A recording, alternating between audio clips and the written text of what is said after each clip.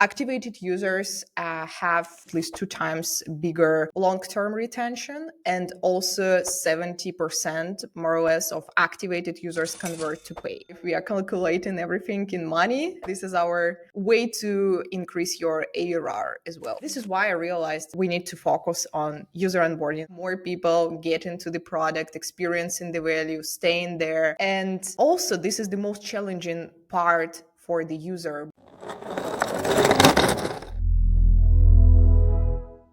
So we've got a really fun episode today. We're going to get super tactical with the help of Kate here, who's going to do a live teardown of General Collaboration's onboarding flow. Now, Kate is the founder of GrowthMates, where she advises companies on product-led growth and crafting exceptional user experiences.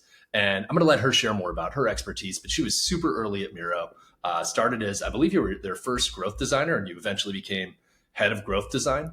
So thanks again for coming on, Kate. So excited to have you here.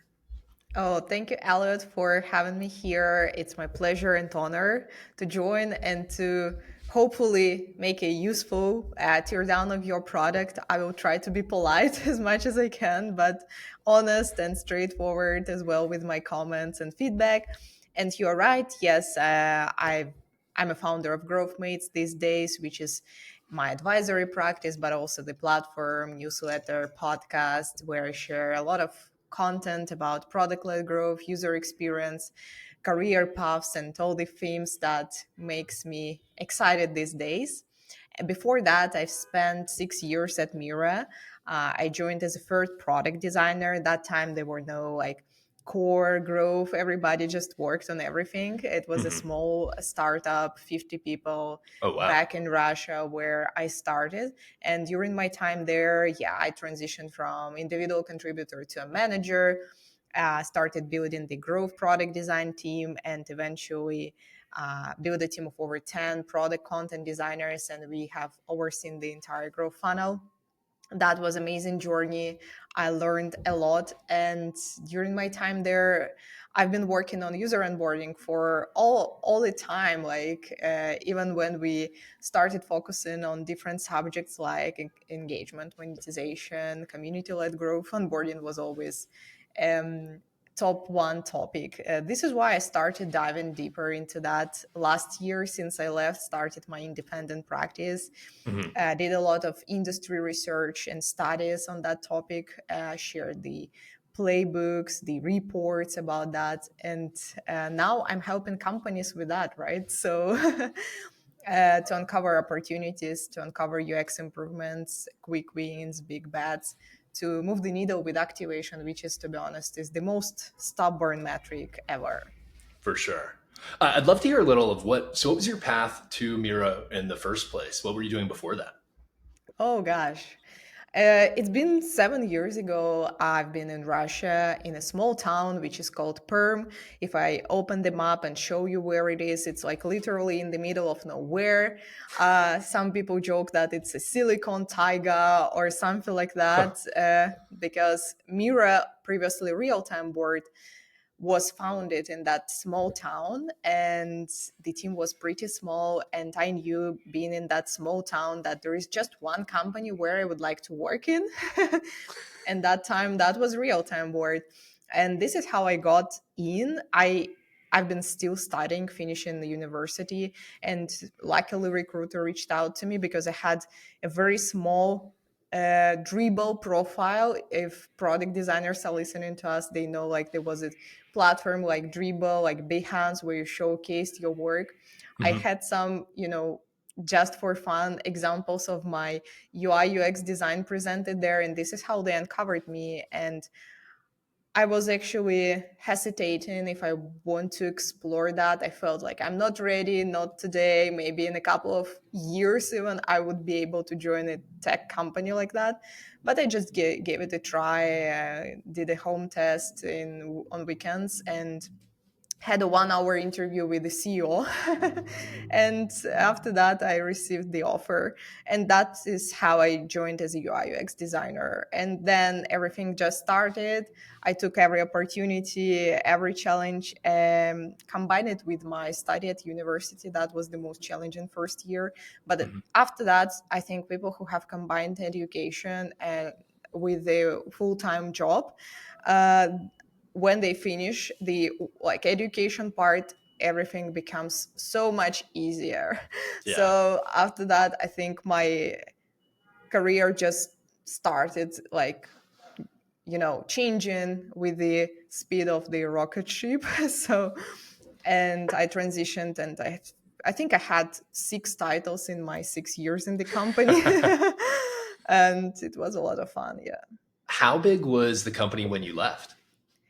It was around 2000, but I think a little bit less Wow. because of So you some said you changes. were, when you joined, there were around 50 employees. You were the first Yeah, designer. And when you left, it was 2000. That is, sort of. that's incredible. Like that's, you know, people joining startups dream of an opportunity. And obviously there's so much hard work and everything that goes into it, but also just the luck of picking, of being picked and picking such an incredible startup is wow. That's a heck of a journey. Congratulations on that. And Oh, so grateful that now you've started Growth Mates and are sharing mhm, that knowledge with the rest of us. Um, so I'd love to maybe dig a little bit more into learning about your career path before we tear apart mhm. general collaboration. Would love to hear, are there any other, you mentioned the value of working while going through university, any other pivotal moments, key learnings of what helped you grow into the growth designer that you are today? What made you feel confident to become a contractor, a freelancer, and break out on your own like this? Oh, honestly, I'm still not super confident in anything I'm doing. I None of think us I are. learned so much, right? But the Mhm. imposter syndrome is probably the hardest thing to unlearn and to overcome. And I think I've been always trying to reflect on what I really enjoy and try to design my role and my like job around that. Mhm. So I did while I was studying at the higher school of economics, my education was connected to economics, business informatics, even like software engineering. It was a mixture, a crazy mixture of everything. Mhm. And I lost the creative part in that Huh. job, in that specialty. So I was thinking, all right, what I was really enjoying when I was a child, and I really enjoyed drawing and anything connected to interior design, etc. So I thought like, okay, how can I bring the design discipline into the world of digital, like, tech world? And this is how I ended up trying to learn myself like the graphic design, or to learn it again since my childhood. I have never done it. So and from that graphic design, I opened up the world of UI UX design. Mhm. So this is how I managed to combine like the education with the product design discipline in the end. And while I was in the company, another thing happened. I was a product designer, but I was still not, let's say, this like ultra creative person who is just thinking about the visual side of the things. I was trying to connect everything to business because my education was in business side, and the team recognized that pretty early, and I'm grateful for leadership for like supporting me. So they recognized like I'm not just a product designer, but I'm quite a data informed product designer. I'm a product designer with the mind of a product manager, let's say. And I remember after my first year, they proposed me to consider a path of a product manager. And that was probably one of the pivotal moments because I could take a path of a product manager, and now I would be probably like recognized as a product manager. Mhm. But I chose to stay loyal to my product design career at that time because first, I've seen my track record. I've seen how I can grow further in the company faster if I will still be a product designer. So I became a lead product designer after that. If I Mhm. would be changing careers and switching to product management, it would be like 0 to 1 path again, and it would take me longer to grow in that path. So, but I considered that I will continue growing as a product designer, but I will take all the parts I enjoy from product management into my role. So I started doing that with the mind of a like data analyst as well. I've been Hmm. diving into data a lot. I've been prioritizing backlog with the engineering team because I led several projects on the side. So I Hmm. always had side projects inside the company that I led. And this is something that led me to the leadership, because after I had a scope of like covering 4 teams simultaneously, I realized I cannot be capable as an individual contributor anymore. I'm not Hmm. producing that level of quality I would like to produce. And I said to my manager, like, I think I need a team. Yeah. I cannot do that alone. So this is how I jumped from individual contributor to design leader, but it was also a very tactical transition. We had a plan, 6 months. I had to hire 5 people to see how it goes. It was a very ambitious plan to hire 5 people in 6 months, let's say, Hmm. for a new manager. And I was also hiring remotely because I was in Russia. The team was here in Amsterdam, where I'm based right now. Hmm. And that was probably another pivotal moment that I learned a ton from this transition. You have to shift your whole mindset from individual contributor to a manager. But it was probably the most important one for me right now as a business owner, Hmm. because now I realize very fast when I'm not capable to do something just on my own, when I need a team, how to delegate things, how to organize the work around my advisory and things like that. Hmm. And yeah, so I think that like the last pivotal moment happened when I left the company, of course. I realized that when I was a head of growth product design, the team was complete, everything was more or less working well. I realized that probably this is the end of what I wanted from that Hmm. journey. I didn't want to become a head of design of the entire design department because I really wanted to focus on growth Hmm. in my work. And I think like I also wanted to try out myself in this independent journey where I am today. um, Maybe building my own product one day as you're doing, Elliot. So I'm just exploring the paths and I'm really enjoying that. Yeah. That's awesome. It's that background. I didn't expect you to have that educational background, but seeing the creativity and the maths combined together seems like it sends you on this perfect collision course to become a great growth designer and growth thinker with that like left brain, right brain element. Um, it also is interesting hearing you talk about the the difference between being an individual contributor and a manager. For my time at Facebook, I was very intentional about not being committed to one or the other. And I started as an IC and became a manager, and then went back to IC work, and then went back to management. And the skill set was so different. The way that you approach things, the way that you have impact. We could probably do a whole episode on that at some point. Absolutely. Um, but let's jump into having you tear apart general collaboration. Earlier, you said you wanted to be polite. Let's not be polite. You're making me think of probably dating myself with this. What's the slogan of the real world? I don't know if they had that in Russia growing up. Stop being polite, start getting real. I'm excited to hear your feedback on how we can make the new user experience and general collaboration better. So I think what we were going to do is have you share your screen and go through the onboarding experience yourself. And I don't believe you haven't done this before, right? So this is going to be pure reactions. Absolutely. I think before we start, I would like to highlight why I'm doing all of these things and why user Awesome. onboarding, not engagement, not anything else. Um, I've been thinking a lot about that. And for the business, let's say, when you created the product, you spent your energy, your team spent a ton of energy, resources on creating the core value of the product. Mm-hmm. The most unfortunate situation is that 40 to 60% of people who start registering, exploring your website, signing up, they will not see that. They will not get there.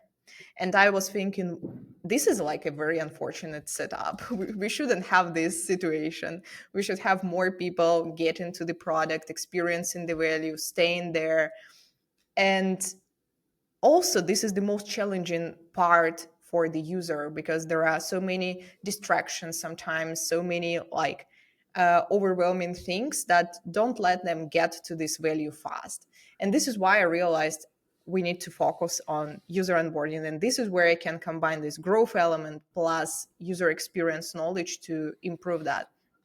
And last but not the least, for people who are building businesses and probably thinking, should it be my first priority or maybe a 10th priority? Activated users have two times, at least two times bigger long-term retention, and also 70% more or less of activated users convert to pay. So this is why if we are calculating everything in money, this is our way to increase your ARR as well. And on that note, happy to share my screen. And maybe Elliot, you'd like to share a little bit about your product so we understand what you are building, and I get some context of like what is that tool, and to put myself in the shoes of a user, I can just be more informed. Sure. So, general collaboration is built for people who build products, and we make it easier to stay on top of the comments and updates and edits and things going on across your purview as a product builder. So, most of our users so far have been product managers, designers, founders, and then broadly other members of product teams. So we have designers and we have data scientists and user researchers and product marketers, but the core has really been product managers and designers. Let's call it the first node in the network. Um, Hmm. Onboarding is something that, for a lot of the reasons that you just mentioned, I've been thinking a lot about lately. I wouldn't say onboarding was an afterthought for us, but Mm-hmm. it certainly didn't get as much attention as building the product out itself. Um, and we're now at a point where, you're speaking in exactly the kind of terms that are keeping me up at night. As we move people down the funnel, in our case, it starts with a pretty high bar. What I wish we could do is have a have a web app, but instead we're a Mac OS app. And that's a pretty Mm. high bar. Getting you to download an application like that and then open it up. And then you have to sign in with one of the accounts that you use at work. And that's a pretty high bar. You're giving us access to data. There's all those, think about the scary permissions that Google pops up that you'll see in a second. And then to really get value out of the product, you actually want to sign in with multiple accounts that you use at work. So the drop Mm. off that we have from website visitors to activation is pretty significant because we're losing people at that download stage. We're losing people at the sign up and setup stage where we have those permissions and we're asking for account integrations. So I'm really excited to Mm. get your perspective here. Oh, for sure. So here we are. This is your website. And actually, this is the moment where your onboarding starts. But your onboarding starts even earlier. Mhm. I have a framework where I say like there are 6 steps of holistic user onboarding. And onboarding starts from the moment when user um, just recognized the problem and started looking for different solutions for that. Mhm. Imagine that they started like typing something like in a search field, like I want to have a single source of truth for my collaboration or things like that, and your product should appear in their search page. And even how you position your product there, how you describe your value, determines if they will open it or not. So Mhm. this is the first step of the holistic user onboarding. The second step is the website, the homepage.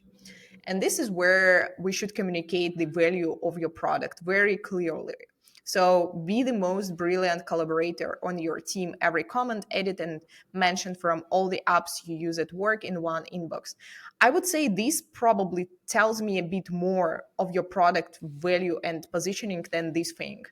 So be the most brilliant collaborator on your team sounds motivating, exciting, but doesn't tell me a lot about your product. So I don't understand still what is the product. So many people are missing this information. They're just not reading that. So it's probably quite interesting to think how you could position yourself a bit more clearly in the primary message. What is your core value? All in one inbox.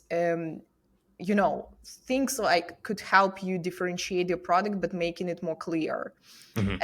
Then of course, like download for Mac sounds like a lot of effort. So I would not do that immediately. I would look at some of examples of your product to understand if this is something I need.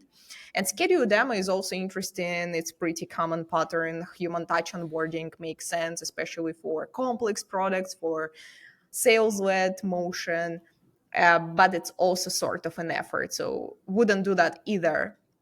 Uh, Can the I call out easiest one way. thing? Yeah, go ahead. So this is actually that schedule a demo button we just added, and Hmm. one of the most confusing points, and it's actually part of the reason why we're trying this headline right now is we built general collaboration so that it can be adopted by an individual. It's like email, like you can choose to use Superhuman, Hmm. you can use Gmail, you can use Spark, but I understand people understand that email is a protocol. Comments are not a protocol, and people don't think of it this way.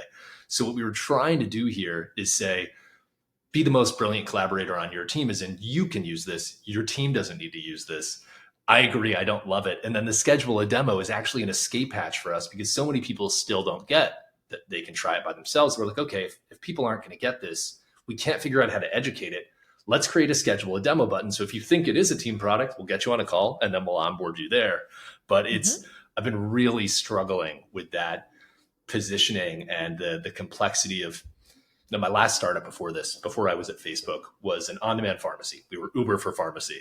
It was so easy to say our value prop right in the H1 of a web page. And here it's a bit of category creation, and it's something that, as you've hit on, we're Yeah, definitely struggling with. it's a category creation, but you've mentioned there are already tools who are doing that. Like Superhuman is probably the most well known, Mhm. and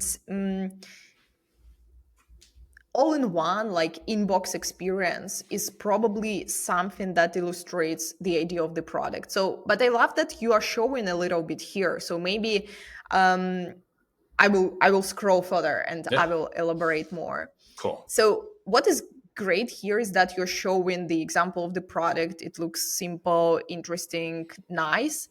Um, Still a little bit of effort to understand what exactly is happening here, but in general this is a good practice, like just showing the example of your product as soon as possible, showing the value as soon as possible.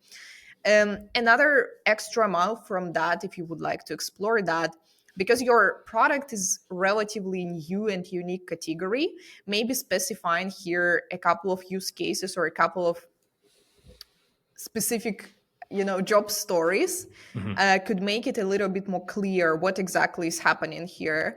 And you could make it like interactive. Maybe people could click on these use cases and see different parts of your product already here. But another even extra mile, as you have scheduled a demo for teams, potentially this is a good way. But for B2C approach, let's say for individuals, what if you could give them some sort of a sandbox experience even here, to see, to navigate for an example of such an inbox? So just to grasp an idea of your product without actually downloading it, installing it, you know what I mean.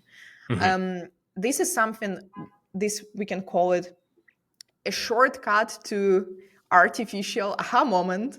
So probably your users will experience the true aha moment when they will, install everything, connect all of their accounts, do this pretty heavy setup, Mhm. and then they will see, wow, it's working. But before this investment, they could do something with your like example data, fake data, things like that, just to get an understanding of how cool the product is. um, yeah, moving forward, this is nice, like the quotes from some well-known people. This is pretty nice, a combination of like social proof plus some real examples. um, yeah, I think you use the framework. I think I've seen it on Kyle Poyer Substack as well, the framework of building the great homepage. Like you show the problem, what is happening here. I see you did the homework. um, and this is where uh, you're trying to solve it. um, Interesting. So this is the problem, right? And Mhm. then you show like integrations, which is fine. Maybe I'm missing a little bit here the connection of the solution, right? So again, like as the niche is quite new and the product category is quite new, what if the examples of your product and value and use cases could be somehow connected to that or shown earlier? Because I think you're showing them but a little bit later. Yeah, you're Mhm. showing it a little bit too late. And then it's pretty much it. So yeah, overall the structure is nice. The investment to start downloading the Mac app is quite high.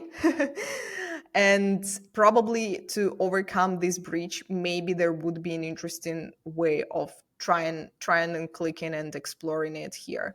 The sandbox example that I've mentioned, there is a product called rose.com, a modern spreadsheet, and they have done the login-less experience that, you can create your spreadsheet without even logging in and signing up, which is very bold. It's not for every category, but they have seen that people who have created something and then started registration, they have like 70% higher activation rate. Oh my god. And then every metric was absolutely different for Wow. this reason. Yes. Do you want me to download for Mac, because it feels like it's the only way to continue trying out the product? Yeah, let's go for it. Let's see what's happening here. Yeah, I love this social proof element. I haven't said that yet. Free forever for individuals, set up in 60 seconds. This is interesting, and I'm not sure I trust you, especially this one. So I don't know how you will deliver on that promise. So whenever we are saying like, you can do it in 2 minutes, 1 minute, it's a bit of interesting information. Not sure if it will be true. That's And interesting. Do you think it's a little bit of like if I say it's 60 seconds, then I must have something to hide, and like, is it better not to talk about it? exactly. So, for example, the type form. Let's take type form surveys. They're trying to calculate the approximate number like of minutes that the survey will take, and they show in the beginning of each survey it will take approximately 7 minutes, and they are trying to calculate that based on the complexity of the questions, number of questions. And I trust that information more because it's a bit informed. I haven't been registering in any product that takes maybe 60 seconds. So usually it takes a bit longer. Setup is also a very abstract word. So this is why it makes me trust less. But your goal is to increase the level of trust. This is why you're adding here this important social proof information. So I would probably even skip that part. Also, the 60 seconds are conflicting a little bit with the demo. I'm not sure if the demo will be in 60 seconds. You know what I mean? Mhm. This is why it is a bit confusing. Free forever for individuals. It start like these both sentences. I started thinking more and hesitating more. Now I want to check the pricing even, because you say here like it's free forever for individuals, but what if, let's say, I have a small team, so what's gonna be happening then? So I see like schedule a demo for enterprise. Let's chat per teammate, free forever for individuals. Okay, I got it. So if I have a Mac version, it's free. I'm even curious to understand, like, for teams multiplayer commenting superpowers for teams, is it going to be the same Mac application for everyone in my team, or it's going to be already a SaaS type of web version? This is not pretty much clear to me either. So yeah, if there would be any option to start using the product, there is a web platform. I can try it out for free. I can, you know, have a trial or free version. That would be an easier lift, of course. But maybe a lot of products who have the Mac as also one of the primary platforms, they still have the web version Mhm. where they give something as an entry, version of the product, easy to start, easy to start using. And inside this free web version, they are nudging you to download the Mac for the entire experience of a better experience. But let's do that. So in our case, this is one of the Hmm. constraints that we do have to work within. Yeah. We need to be a Mac OS app because that's part of how we're able to fetch comments in real time. I Mm. wish so badly that we could be a web app that was easy to just install, but this is one of the things that appreciate the feedback, especially on like how can we position this and make it less of a big deal. Ask if there's anything that we can do with that. Maybe as you have explained right now, this is why, like, why this is a desktop app, like, because you have some idea of getting like the information that you need from the system. Hmm. Maybe this is something that should be communicated somehow better for the user, but in a very clear and simple way. Cool. Otherwise it feels like, why it's not a web version, why I cannot Yeah. do it in web. It's an inbox. It feels like, yeah, if it's superhuman, it's probably also the web environment. So it feels like a little bit questionable why it's a Mac app, right, for people who are maybe not so well informed about your product. So I don't understand how I got here. Probably I just, yeah, I was here. I think this is a nice way to communicate what exactly is happening. The downloading was very fast. Maybe these instructions are a little bit too detailed, even like it's probably people understand how to install the desktop version of your product. Maybe as is like just for uh, the sake of curiosity, I would love to experiment with something different here. So maybe instead of showing how to download, what to do, if users really understand that, we can check that with your users by user testing. What if we could show here the one's first step, three valuable things you can start doing when you will already install your app. It could create first some understanding of the product. It could also increase the motivation to start using it right now. What if we could show here like three value points of what exactly general collaboration can help you with, like, reply to your emails faster, reply to your comments faster, things like that. I like that a uh, lot. And mhm, calling that out. So 89% of people who download do do sign up. So I think you're right that like this mhm. is not the most that seems like a high percentage to me. This probably isn't the most important thing we can Exactly. educate a If you user on if right you now. would be creating the product for our grandparents, let's say, I would say, yeah, we need to communicate very clearly how to download, how to set up. But I understand that people who are probably downloading are pretty tech savvy people.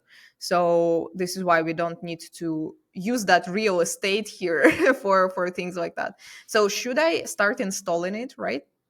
Yeah, if you want to Maybe then, flip okay, I screens can. to show that, yeah. Exactly. Let me do that very There will fast. also be worth calling out that like there will be other windows that open. So instead of sharing the Uh-huh. window, you might want to share the desktop for this part. Exactly. Awesome. So now everybody will see my messy desktop. We all have them. Oh yeah. Okay, here we are. General collaboration, drag la la la la la. It doesn't make a lot of sense. Um okay. And now I need to, I think what I'm always doing is this. I don't know if it's appropriate, but I'm doing these things already, always.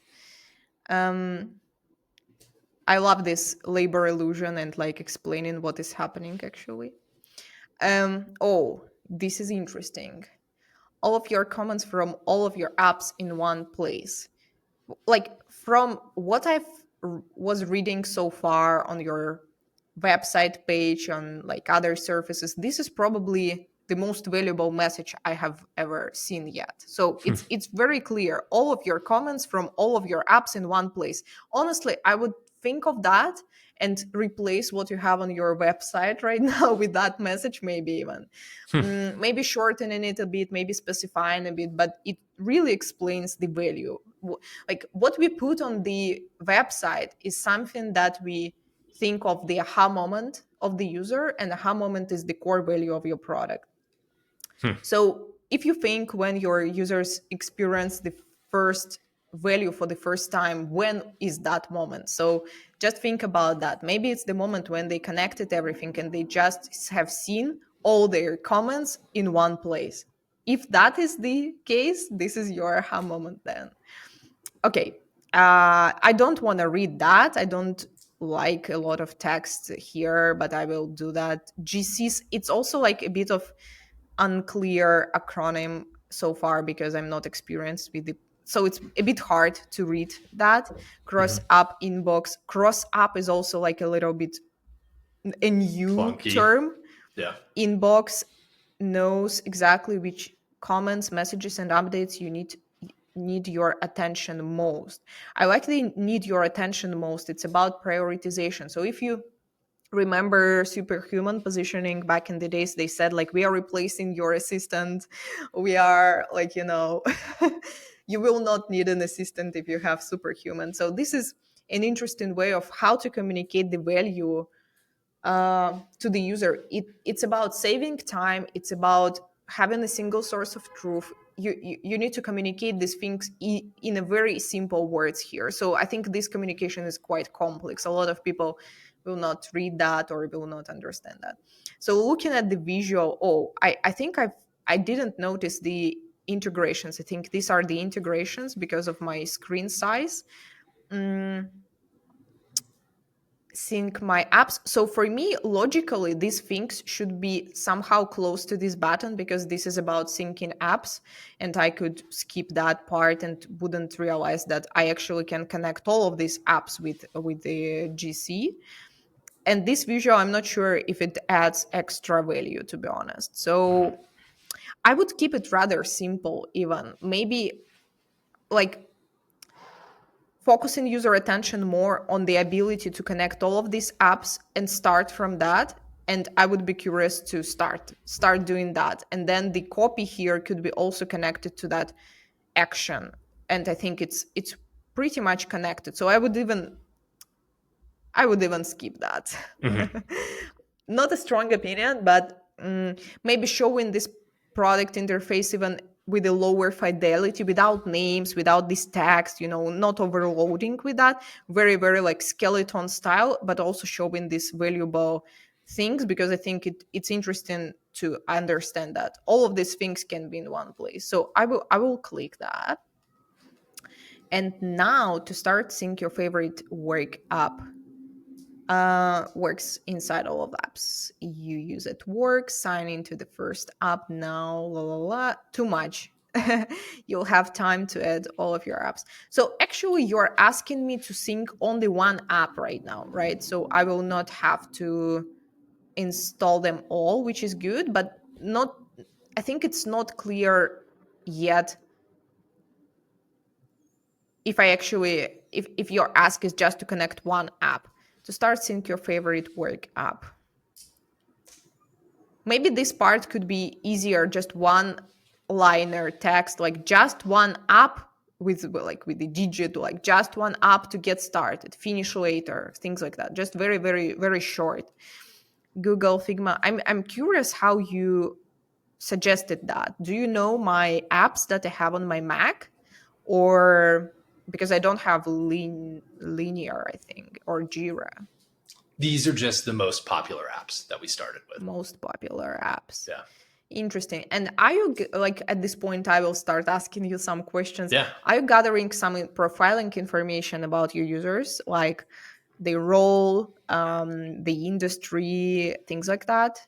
We used to, but we pulled that out to try to make it a shorter onboarding Shorter. experience. Okay. Uh, I think a lot of people are trying to make the sign up flow shorter. Mhm. But to be honest, in my opinion, sign up flow is not just the opportunity for users to get to the value fast. If we motivated them already on the website, on other surfaces, they will get there. Mhm. But this is an opportunity for the product to learn about users, because this is not so many. There are not so many cases when you can actually gather that information about your user. When they register, they will forget about that. They will start using the product. You don't want to interrupt them. So usually the sign up journey is the only moment when we can get profiling information from them, the Mhm. information that we really need to make the experience personalized. So I would imagine maybe a couple of questions, like with the progressive disclosure, sense of progress, like, showing one question, only after that showing another one, maybe maximum three when you ask the role, when you ask for maybe there can be questions like the experience level, or their goal, even things like that can help you tailor that part. Mhm. Because I would say maybe for me, Figma, Google Drive, Notion makes sense, but Linear and Jira doesn't make a lot of sense. Mhm. this is why even maybe showing here 3 but relevant options instead of showing 5 but only 2 of them are relevant would be a little bit better and tailored approach. Mhm. I'm still okay. I'm still not sure which one I would. Honestly, I'm a bit confused. I don't know which one I would select. So maybe here also you could suggest your users something like choose one app that you use the most, or more often, because your favorite work app is not enough clear. Like, what is, I love Figma, but I'm using Notion way more, Hmm.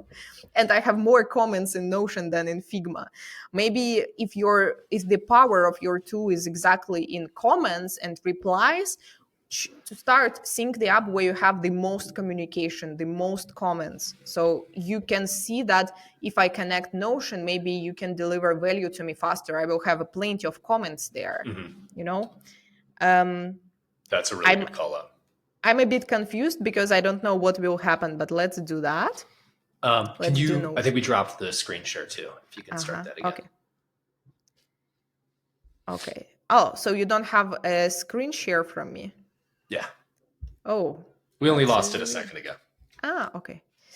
Screen, entire screen. Here we I'd actually are. seen a really interesting onboarding flow that I think kind of hits on what you're talking about right now. Is for Hmm. totally unrelated. It was for an insurance company, and Whoa, they had interesting. shown they framed the question. They gave like this sort of menu, and it was like, "What type of insurances are you interested in?"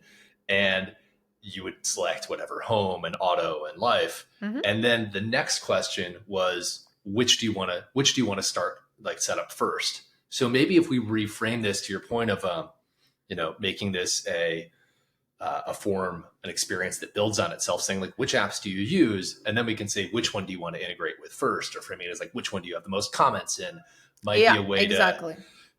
and you're educating the user along the way of like, oh, I am going to set all these up. Oh, I do care about getting the comments. This is a really good call out that you made there. You can ask them exactly which ones you are using, and you can give them a lot of options, and like not a lot. There is a Hicks law that suggests like not adding more than 7 at a time, let's say. So Okay. then they select, and from that selection, you can ask which app. You can even make it very playful, like in terms of animation. Let's imagine like you had 7 options or whatever. They selected 3, so others disappear, and then from these 3, you Hmm. say like choose one to start from where you have like most collaboration, most comments, most active usage. Pick your name, make it short, and then you can make it very tailored. So let's say I use this one. Okay, it feels like unable. I don't like this thing because it feels like something is wrong. Not sure. Like it's a bit confusing here. If there is a way to not to show it, that would be ideal. So the issue with that one, that is the default Mac UI Hmm. that we can use to pop up something to say, you can log in any way except for with passkeys. So if you're a passkey user, it's not Uh, going to work. But we needed some way to educate you. But I think that we can do that in product. I think you've brought up a really good point on that. We don't need to do that okay. through that modal. It's a bit confusing. Yeah, I Yeah, it's hope like scary. not so many people are encountering that. Uh, oh, See, which exactly. So this we can't do with so a passkey. So you'll need to click try another try way. another way. Oh, enter my password. Oh. Okay, what should I do now? I will stop sharing for a moment. A few moments later. So here we are. Yes. Great. One thing I'll ask you about, I know you clicked continue on this, but those Hmm. permissions, like signing into Google, those permissions are pretty scary. Any tips for, we can't do anything about them. We need those permissions. The permissions are Yeah. default, like half of the permissions that Google grants us, we don't actually need, but that's just what they give Mm. you. Any thoughts on those? Have you seen any companies navigate that I ask think better? people got used to that as well already. That when you sign in with Google, you see that permission screen, you skip, say yes or no. It's pretty intuitive. But here, what was not intuitive, and on web I have never experienced that, it was this passkey problem Yeah. that probably is like a little, like very very like friction. And on the permission side, usually if you can combine it in one screen and say like, this is like all the permissions we need from you are here, select or remove, um, rather than doing several screens with permissions, I would suggest that option. I've seen some products are doing that one screen with permissions only, but it's Hmm. probably impossible to avoid that, impossible to, maybe you can do some technical research to see. um, I'm actually here and I'm a bit like, it feels like now my sign up journey just started. Let's create your account. You signed into G Drive, blah, blah, blah. Do you want to use the same email? Interesting that you're creating user account after the downloading app and after the first small onboarding. This is interesting because I have seen these examples, but not so much. Um, the problem with that is like, probably you are already losing a lot of people who didn't get to that Hmm. step. And if you are creating a typical SaaS on web, and you have it usually as the first thing before asking for role, asking for use cases. So on the final step of your sign up flow, if was the beginning of sign up flow, you already have your user email, you have understanding of their use cases, you have understanding of their apps they are using, and you can send them onboarding emails that can help them get back to the product. Even if the first experience failed completely, they will receive an email from you. But here you have a different business model there. You are gathering emails only on that step. You know what I mean? So Hmm. you're gathering them a bit later. Um, you enter the personal domain, works best when it's close to work. For some people, la la la, but for many, no no no. Not like these subheaders are very funny, but for many people that means using a work address.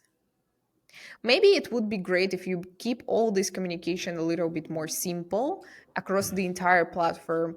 We recommend you using a personal, not personal. We recommend you using a work email so you can make your work organized. I don't know, making it valuable. Uh, Link a work account. I'm a bit confused. So continue with this email. Okay, I can continue with this email. Check your email for your magic link. Okay, I will check my email right now. Stop sharing. And there will be a magic link. Verify email to get started. We have sent a magic link. La. Verify my email. Verifying your email. Email verified. I will share my screen again. And here. Okay, you're all set. Your account has been created, plus your G Drive account has finished syncing, ready to give it a try. This is a nice screen, actually. mm, Quite a good introduction to the app. Overall, like thinking about the entire registration flow, if it would be a web platform, I would imagine probably showing the demo, but then gathering the sign up information earlier so you can store it, you will have it, you can leverage it for life cycle communication to like re-engaged users if they haven't done every step. Let's say you will see that some users would drop on the step when they should connect an app, and you would send them an email saying like, we noticed you couldn't connect an app yet. Here is like 3 apps you can start from, and they could re-engage. There is not 100% chance that you will get them re-engaged, but typically why we need emails early on, because we can leverage that for re-engagement. Hmm. uh, Launch GC. So now I'm inside the product. It's interesting. I don't understand why Loom opened. What is happening? That is, so actually, I think we're seeing a bug here that it should just be the video from Loom, but it looks like it opened your full Loom Oh, wow, browser. So wow. that's good for me I to was see. very confused because I thought like maybe I need to connect Loom because I have comments in Loom, and it can be valuable as well to have my Loom comments in my inbox. Hmm. but here it's your onboarding video. So this is probably something I would suggest to think about, like not to create that confusion because it's a pop-up on top of the product. So ideally this loom video should be somehow integrated inside the product itself, maybe even here or here, just not to make this extra confusion with this pop-up over top pop-up. I would Hmm. actually close it immediately because I don't like this layer over layer. It was confusing that they are asking me to sign up again with this Google. Mm, so, and I would probably skip your valuable video. So, but I don't want to skip that. uh, you've hit comment 0, there are no comments, replies. So I understand that 0 empty inbox is valuable, but here I haven't done anything yet, so there are no comments. So probably this is an opportunity to keep that, but to communicate something like, not to make it a dead end, like the empty state is a valuable real estate, to communicate something valuable, like there are no comments, replies, or mentions to display. Connect something, do something to see your messages here. Otherwise, it's not clear. Ready to connect your stack, because I think what is confusing, because I've just connected my Gmail account where I have like plenty of docs, I'm sure plenty of unresolved comments, and I see nothing here. Hmm. I don't see any comment, anything here. And that is a bit of a bummer, because I think I would expect, even instead of showing your beautiful pop-up with this thing where you said all set, congrats, I would I would expect users could be somehow almost immediately delivered to that screen here inside your product. You could open the like pre-uploaded data from Gmail or from docs with the comments or unresolved issues. You could congratulate them like they are here already, and Hmm. you could give them a first step, like the first thing they need to do to start using it, getting the power of that. Maybe there could be here like the first comment or the first thing, and you could prompt them to reply, and to see how it's easy here to reply to your comment instead of opening every single document. And now I think, yeah, I have it at another Google Drive, but I don't see any comments, anything here. So what I'd imagine, so you Mhm. connected your personal Google Drive, right? Yeah, exactly. And there probably aren't any comments there. And this is one of our issues is I think back to that step where we Mm, said we recommend you use it at work. Are you sure you want to go forward with personal? When you made the decision to go forward with personal, we probably needed to be more forward with why that's important because there's likely no comments associated with your personal okay. G And Suite this account. works only for comments, right? So I'm trying to find view all Google Drive. Okay, Google Drive and only comments.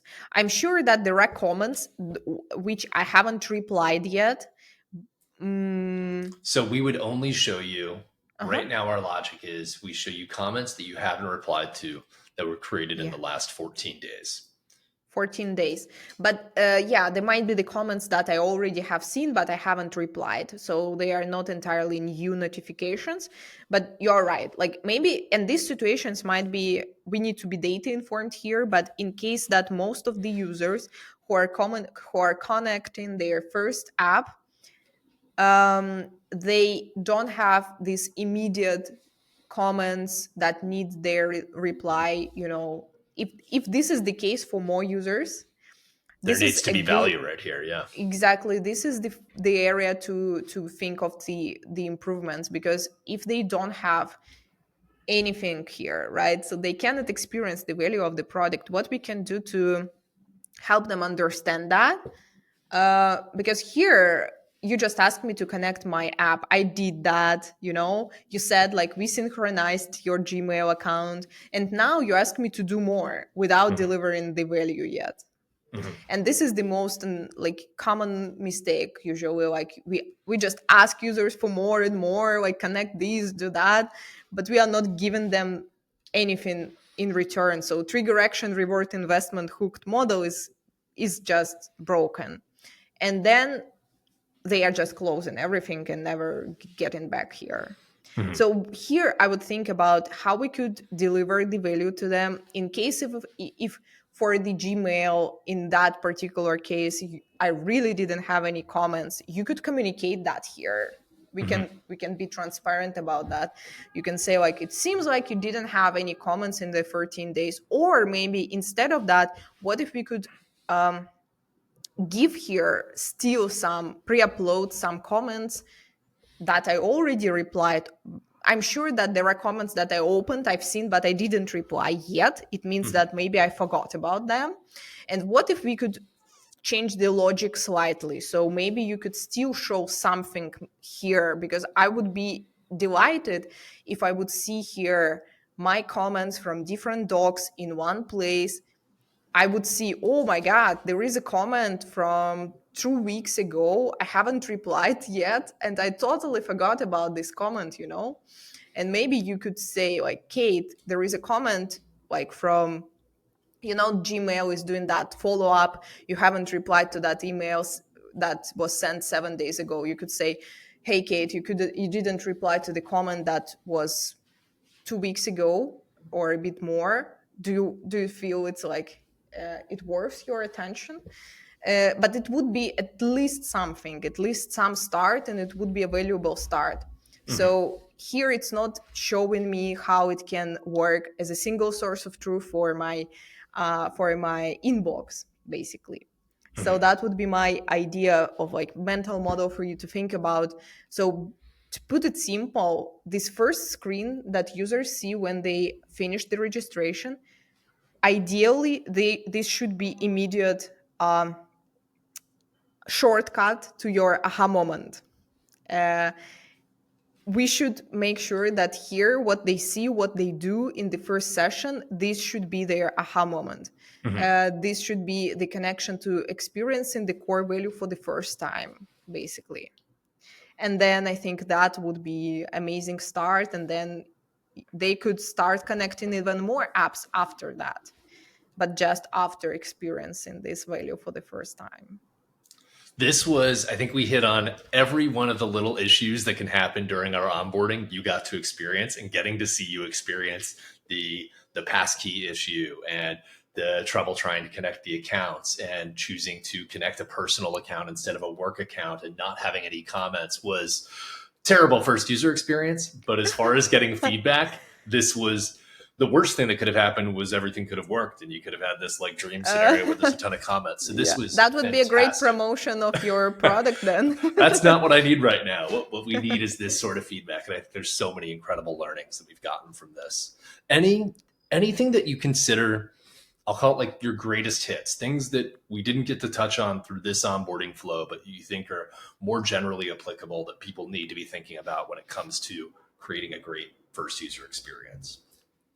Oh, there are so many of things. I have plenty of resources on that topic. Maybe I can share it and you can attach to the episode notes. I have an That would be onboarding incredible. toolkit with mistakes to avoid. I have also breakdown of the 6 steps that I've explained from the um, Google search sign up website, path to aha, and habit forming with examples of mistakes and to avoid and best practices to follow. The most common one is probably postponing this time to value or making the path to aha moment super long. In Hmm. your case, it's probably still doable to do it within one session, but there are more complex B2B SaaS platforms where you need to set up it to different complex apps, and it makes the path to aha extremely long, like several days even. Hmm. And this is unfortunate, and this is where we are losing most of our potential users. Even based on my research I've done last year, covered 80 companies. uh, the common pattern was that the majority of users who we are losing in the growth funnel is before getting to the aha moment. So Hmm. we are losing them on every single step before they get the aha moment. After they get it, absolutely different thing happens. And this is why I think the rose.com and this login-less experience and the ability to give them the sandbox of your product, things like that, help products who can do that to shorten the time to value as much as they can. And then the difference is significant in retention, in monetization for these cohorts and for these users. And the last insight that I had from my work with clients is that all the time when we think of, okay, let's fix onboarding, let's add the tooltip, let's add the checklist, nothing helps until Mhm. we fix the core product. So you notice that at the end we discussed, like, what if we change the logic, how you Mhm. show the actual comments? It's not the onboarding, it's not the tooltip, it's not something that a third party tool with a checklist can tell you or do Yeah. for you. This is the core product, and your aha moment is your core value.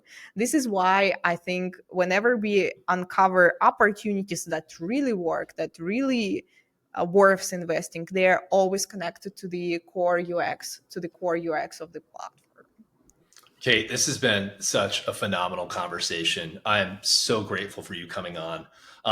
Correct me if I'm wrong. All of those different playbooks and frameworks are at your website, which is growthmates.club. Is that right? Dot Yeah, club? so growthmates.club has a lot of sources like my services, the playbook that is like absolutely for free. You can get it there. And by subscribing, you will also receive my newsletter. And I have a ton of resources on my newsletter, which is coming on weekly basis. I have podcasts on bi-weekly and bi-weekly articles. I can share one fresh article that I just published today, which is 6 steps of holistic user onboarding, very relevant to our Very relevant. conversation. And you can attach it to your show notes as well. Awesome. Well, thanks again for coming on, and thanks for such phenomenal feedback. I'm so grateful for your time today, Kate. Have Thanks a for great day. having me. It was a Thanks. pleasure. Thank Thanks. you.